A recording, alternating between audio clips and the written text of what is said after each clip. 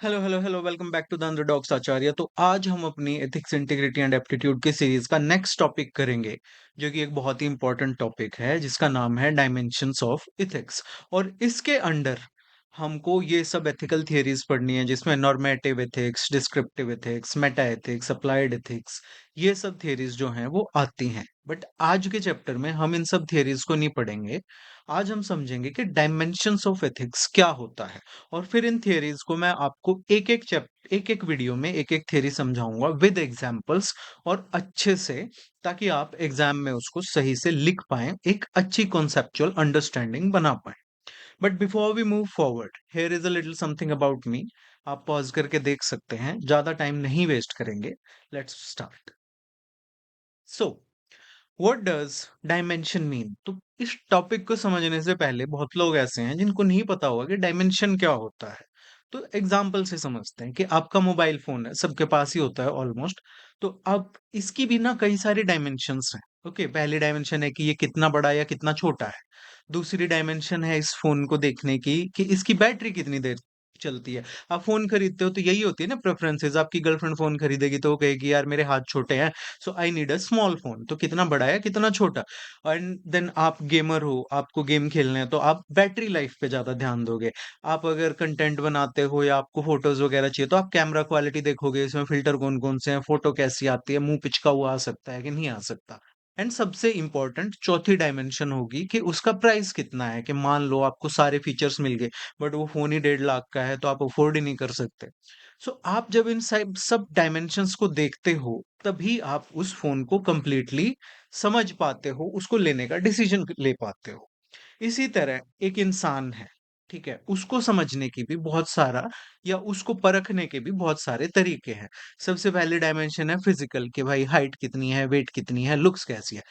मतलब घर में किसी लड़की के लिए लड़का देखने जाते हैं, तो सबसे पहले तो यही देखते हैं ना, कि रंग कैसा है, हाइट कितनी है, मोटा तो नहीं है, गंजा तो नहीं है, यही देखते हो तुम लोग।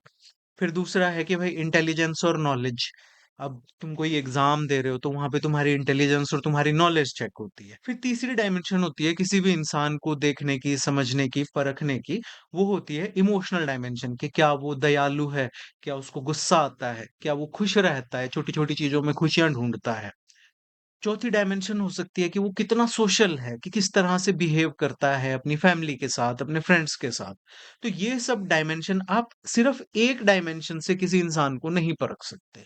ओके, कि अच्छा हाँ लंबा चौड़ा तगड़ा है तो अच्छा इंसान होगा, नहीं। वो इंटेलिजेंट भी होना चाहिए, वो नॉलेजेबल भी होना चाहिए, वो काइंड भी होना चाहिए, उसे गुस्सा भी नहीं आना चाहिए, और वो अच्छे से बिहेव करे सबके साथ। इन सब डायमेंशंस को मिला के ही एक इंसान की पूरी जो कंप्लीट पर्सनैलिटी होती है, वो बनती है। सिमिलरली आप ट्रैफिक जैम में फंसे हुए हो, तो अब ट्रैफिक जैम को देखने की भी बहुत सारी डायमेंशंस हैं, कि आपका कितना टाइम वेस्ट हो रहा है। सो टाइम की डायमेंशन होगी। आप खड़े खड़े वहां पे आपकी गाड़ी घुर घुर कर रही है, एसी भी चल रहा है, गाने भी चल रहे हैं, तो कितना फ्यूल आपका एक्स्ट्रा खर्च हो रहा है। फिर वो जो फ्यूल खर्च हो रहा है, तो उससे एनवायरमेंट में पोल्यूशन भी हो रहा है, तो पोल्यूशन की तीसरी डायमेंशन है। चौथी है हेल्थ, स्ट्रेस, टायर्डनेस। तो अब गवर्नमेंट को अगर मान लो ट्रैफिक जैम्स खत्म करने की कोई पॉलिसी बनानी होगी, तो वो ऐसा नहीं है कि सिर्फ टाइम की डायमेंशन को देख के, कि यार लोगों का टाइम ज्यादा वेस्ट हो रहा है, सो हमको ये करना नहीं।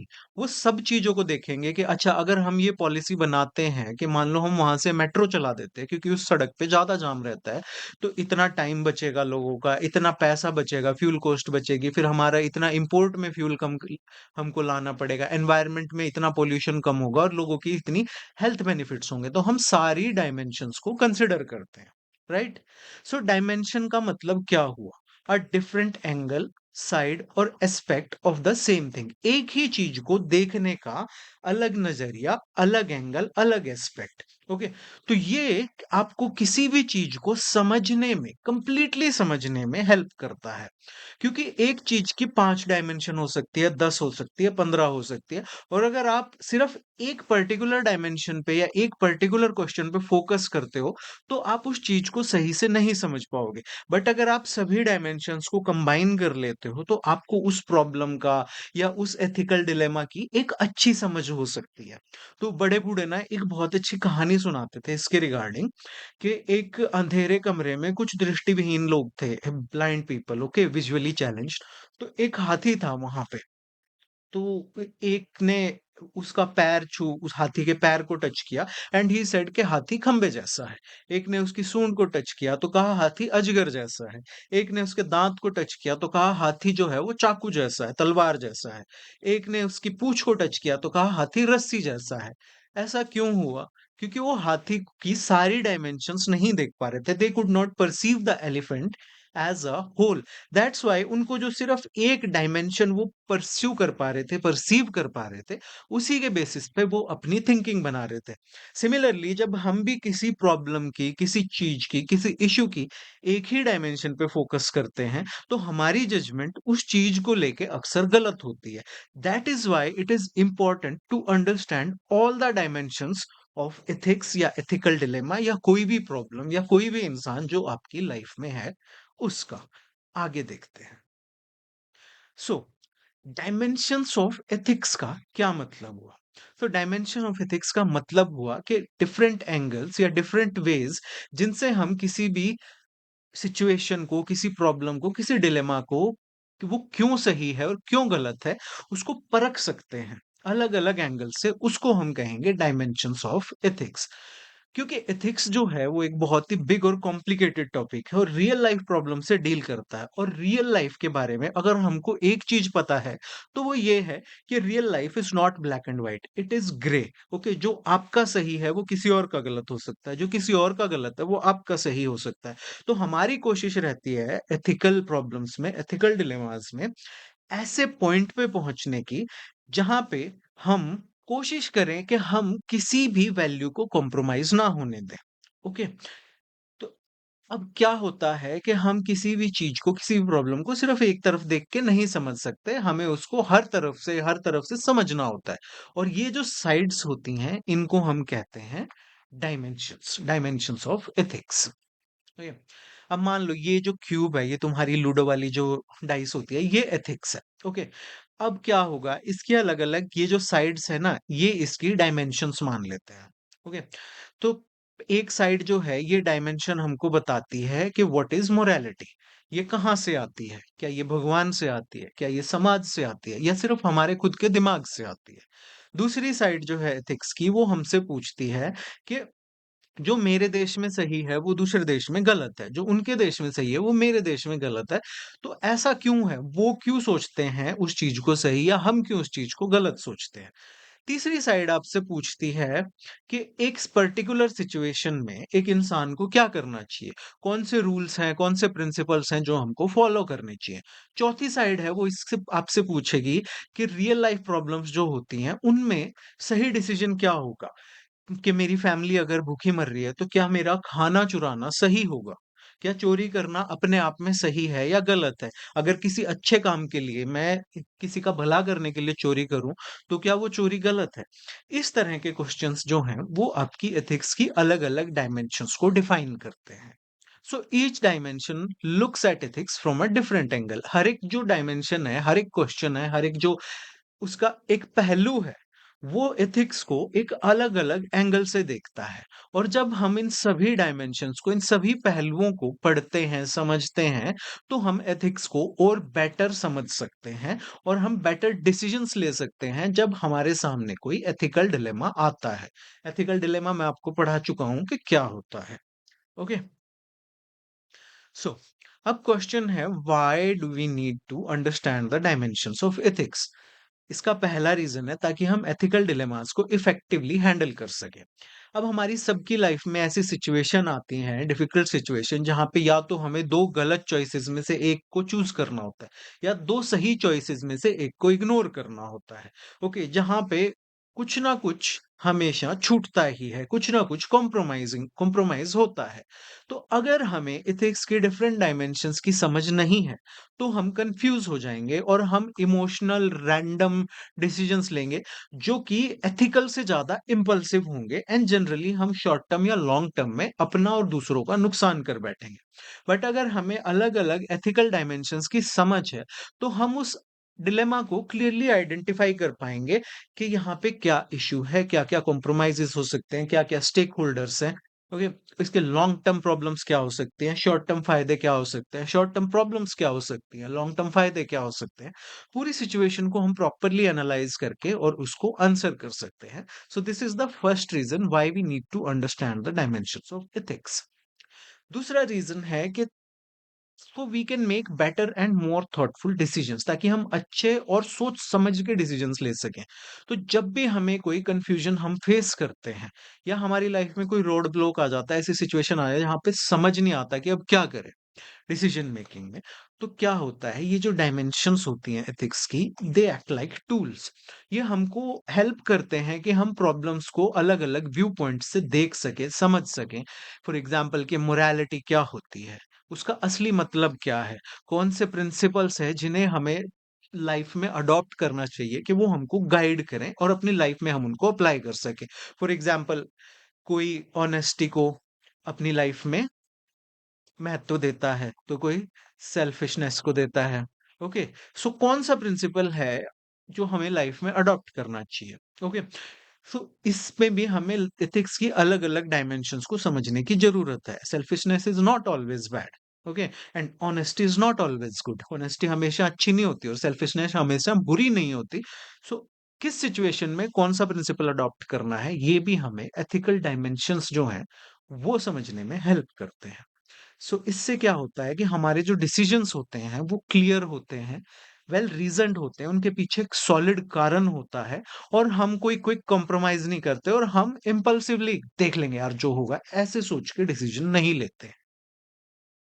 और तीसरा होता है कि हमारी जो डिस्टॉर्टेड थिंकिंग है या हमारा लॉस ऑफ कंट्रोल है, हम उसको अवॉइड कर पाते हैं अगर हम एथिक्स की डायमेंशंस को समझते हैं। अब क्या होता है कि अगर हम एथिकल कॉम्प्रोमाइजेस करते जाते हैं अपनी लाइफ में, गलत डिसीजन या फिर गलत रीजन से डिसीजन लेते जाते हैं, तो धीरे धीरे हमारी जो थिंकिंग है ना वही डिस्टॉर्ट हो जाती है और हम अपने गलत एक्शंस को भी जस्टिफाई करना शुरू कर देते हैं। फॉर एग्जाम्पल, ब्राइबरी, या तुम रिलेट कर पाओ क्योंकि अभी तो तुम ऑफिसर नहीं बने हो, तो तुम्हारी पर्सनल लाइफ से चीटिंग। ओके, सो तुम एक बार चीट करो, दो बार करो, तो फिर तुम उसको जस्टिफाई करना शुरू कर देते हो। फॉर एग्जाम्पल, एक मेरा मैरिड फ्रेंड है, वो he is cheating on his wife and he justifies it by saying that I am providing for her, I am providing for my son, I am taking care of my family, so it's my right to have a girlfriend on the side. So ये एक distorted thinking है, एक wrong just अपने wrong actions को justify करने का एक तरीका है। और ओवर टाइम धीरे धीरे क्या होता है कि हम अपने खुद के डिसीजंस पे से कंट्रोल जो है वो लूज कर देते हैं। हमें लगने लग जाता है okay what we are doing is right, क्योंकि हम अपने आप को रैशनलाइज कर लेते हैं, जस्टिफाई कर देते हैं, क्योंकि हमें एथिकल डायमेंशंस नहीं समझ आती कि हमारे डिसीजंस का लॉन्ग टर्म गलत क्या हो सकता है, शॉर्ट टर्म गलत क्या हो सकता है। Okay, so this is how, अगर हमें एथिकल एथिकल डायमेंशंस की समझ है तो हम इस चीज को रेजिस्ट कर सकते हैं, गलत एक्शंस को जस्टिफाई करना, और एक कंसिस्टेंट बिहेवियर मेंटेन कर सकते हैं, एक अच्छा बिहेवियर मेंटेन कर सकते हैं, जिससे हमारा और हमारे आसपास वालों का and society as a whole सबका भला हो। चौथा रीजन है to build your own strong personal code of ethics. Okay, हमारे आसपास हम सब ने अपने फ्रेंड ग्रुप में, अपने ऑफिस में या फिर हर जगह पे कोई ना कोई एक ऐसा इंसान देखा होगा जिसके बारे में सब कहते हैं कि वो सही बंदा है, वो गलत बात नहीं कहेगा। नाउ व्हाई डू दिस, मतलब why do they have this perception? Because that person has a strong personal code of ethics. वो गलत बात का सपोर्ट नहीं करता। हरियाणवी में एक कहावत है, मांगे राम गलत बात का साथी नहीं है, बिकॉज मांगे Ram has a strong personal code of ethics. So instead of following others blindly, दूसरों को ब्लाइंडली फॉलो करने की जगह या फिर सिचुएशन के हिसाब से अपनी वैल्यूज को, अपने प्रिंसिपल्स को चेंज करने की जगह, अगर आपका एक स्ट्रॉन्ग कोड ऑफ एथिक्स है तो आप अपने डिसीजंस पे कमिट कर पाएंगे ऑनेस्टली, क्योंकि आपको पता होगा कि मैंने जो डिसीजन लिया है उसके पीछे कारण क्या है। आपका डिसीजन इम्पल्सिव नहीं होंगे, they will be based on a strong personal code of ethics. For example, Ashok Khemka ji, IAS. Okay, इनके बारे में आई थिंक मैं बता चुका हूँ, हाँ पिछले वीडियो में मैं बता चुका हूँ आपको। नाउ क्वेश्चन अराइजेस के बात तो होगी कि डायमेंशन इतनी इंपॉर्टेंट है, उतनी इंपॉर्टेंट है, बट इनको पढ़ा कैसे जाए, how to study this dimension. तो Best way to understand these different dimension of ethics is by learning main ethical theories. जब हम अलग अलग एथिकल थियरीज को पढ़ते हैं ना, तो हमें एथिक्स की डायमेंशन समझ आने लग जाती हैं। क्यों? क्योंकि ये जो थियरीज होती हैं, ये लेंसेज की तरह एक्ट करती हैं या टूल्स की तरह एक्ट करती हैं, जो हमें एथिक्स को अलग अलग एंगल से देखने में हेल्प करता है। फॉर एग्जाम्पल, एक थियरी आपको कहेगी कि अगर किसी एक्शन का रिजल्ट अच्छा है तो वो एक्शन अच्छा है। वहीं दूसरी थियरी आपको कहेगी कि एक्शन अपने आप में अच्छा होना चाहिए। तीसरी थियरी आपको कहेगी कि एक्शन से कुछ नहीं होता, आप इंसान अच्छे होने चाहिए। तो तीन आपके पास तीन डायमेंशन होगी एक ही सिचुएशन को देखने की। अब अगर आप एक एथिकल डिलेमा में हैं और आप कोई डिसीजन लेना चाहते हैं, तो आप तीनों को बैलेंस करके डिसीजन लेंगे and your decision will generally be right. Okay. So हर थ्योरी जो है वो एक पर्टिकुलर मोरालिटी के एक पर्टिकुलर एस्पेक्ट पे फोकस करती है और एक डायमेंशन क्रिएट करती है एथिकल थिंकिंग की।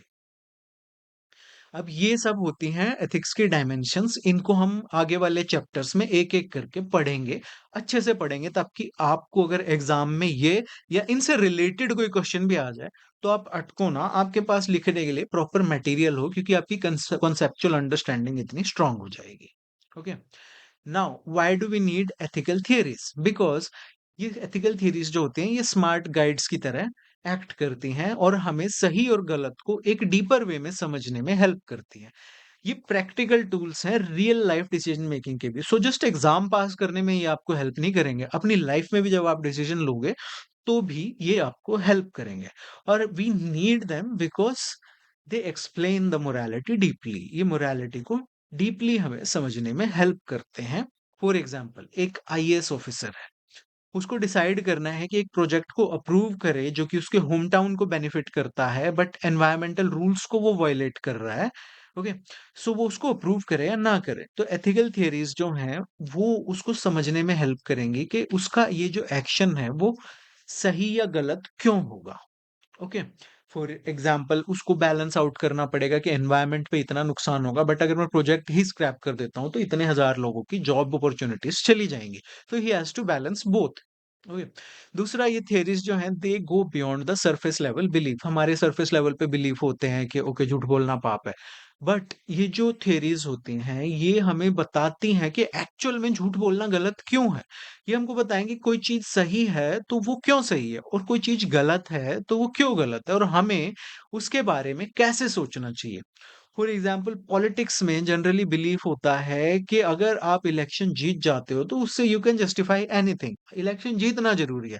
बट जो एथिकल थियरीज हैं दे चैलेंज दिस बिलीफ और दे एक्सप्लेन कि कुछ एक्शंस हमेशा गलत रहेंगे even if they help you win votes. For example, opposition वालों के घर जला देना will always be wrong. Election में शराब बांटना विल ऑलवेज बी रॉन्ग।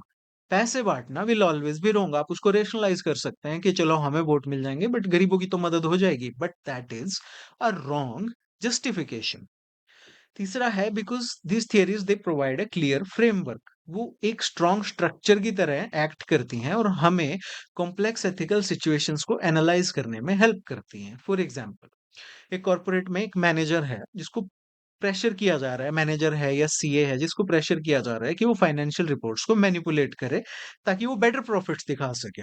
अब एथिकल थियरीज जो हैं वो आपको एक क्लियर फ्रेमवर्क देंगी इस सिचुएशन को इवैल्यूएट करने का, instead of following your bosses order. और अगर आप मना करते हो तो आपके पास एक वेल रीजनड आर्ग्यूमेंट होगा कि मैं क्यों मना कर रहा हूं।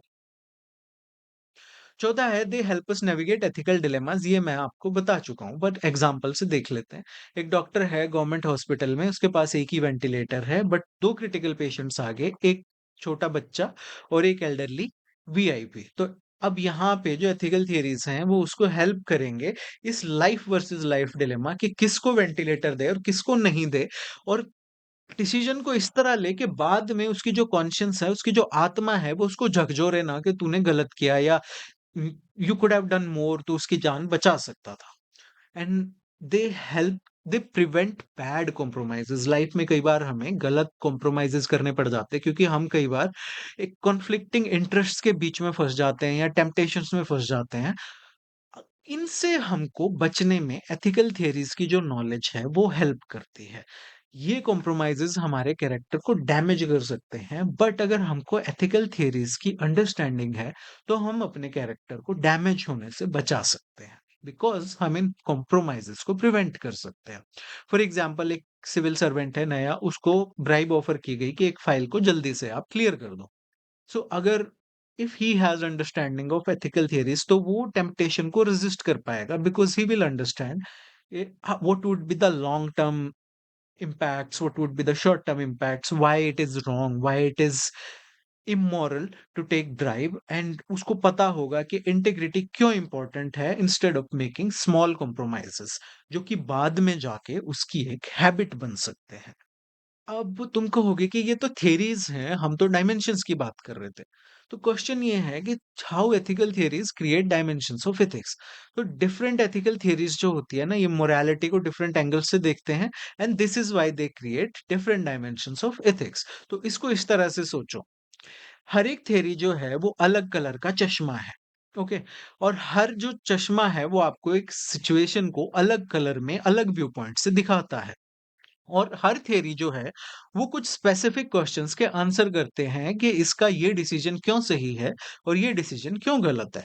और जब आप सारी थ्योरीज को पढ़ते हो एक साथ में, तो आपको एथिक्स की एक कंप्लीट और डीप अंडरस्टैंडिंग जो है वो समझ में आती है। और इनके बिना आप एथिक्स को सिर्फ एक नैरो एंगल से देखोगे, मेरी तरह प्लेन चश्मे से देखोगे। ओके, अपनी पर्स और प्लेन चश्मा मतलब आपकी पर्सनल फीलिंग्स, आपके सीनियर्स का प्रेशर, आपका पॉलिटिकल गेन, आपकी सेल्फिशनेस, आपकी कंपनी का कल्चर या आपकी पर्सनल टेम्पटेशंस। और इनके बेसिस पे जब हम नैरो एंगल से डिसीजन लेते हैं, तो जनरली वो डिसीजन जो होता है वो सही नहीं होता है। एग्जाम्पल क्या है इन डिफरेंट एंगल्स के? गवर्नमेंट ऑफिसर जो है वो डिस्कवर करता है कि कुछ इरेगुलरिटीज हैं एक बड़े डेवलपमेंट प्रोजेक्ट में। अब एक थ्योरी जो है या एक डायमेंशन जो है उसको कहेगी कि इसको जल्दी से रिपोर्ट कर दो, अपनी ड्यूटी को ऑनेस्टी करो, because duty and honesty come first, integrity सबसे इंपॉर्टेंट है। हो सकता है दूसरी थ्योरी उसे कहे कि look at the bigger picture, अगर तुम स्कैम को एक्सपोज करोगे तो ये पूरा प्रोजेक्ट जो है ये रुक जाएगा और बहुत सारे गरीब लोग जो हैं वो सफर करेंगे। तीसरी डायमेंशन या तीसरी थ्योरी आपसे पूछेगी कि आप किस तरह के इंसान बन जाओगे या आप किस तरह के इंसान हो अगर आप इस पे चुप रहते हो। सो हर थ्योरी जो है एक डिफरेंट डायमेंशन आपको प्रोवाइड करती है और उस ऑफिसर को बहुत क्लियरली सोचने में हेल्प करती है। एंड इवन इफ आप इस सब में इंटरेस्टेड नहीं हो तो भी इसको एक फ्रेमवर्क समझो जो आपकी केस स्टडीज में आपको प्रॉब्लम्स दी जाएँगी, वहाँ पे आपको जो पॉइंट्स बनाने हैं ना, वो इन डिफरेंट थियरीज़ से ही बनाने हैं। अगर आपको ये सब समझ में आती हैं, तो आप केस स्टडीज़ को बहुत ईज़िली हैंडल कर सकते हो, बिकॉज़ आप आराम से 5-6 व्यू पॉइंट्स वहाँ पे बना पाओगे। एंड अगर आपने डाइवर्स व्यू पॉइंट्स बना लिए, तो आपके वो जो मार्क्स हैं, वो पक्के हैं। इस लेक्चर का पीडीएफ आप यहाँ से डाउनलोड कर सकते हैं। लाइक करो, शेयर करो, सब्सक्राइब करो और नोटिफिकेशन आइकन दबा दो। And you are watching the underdogs Acharya. My name is Ravnoop Singh and you are so much stronger than you think. लगे रहो कमर कस के। Thank you for watching. Have a great day.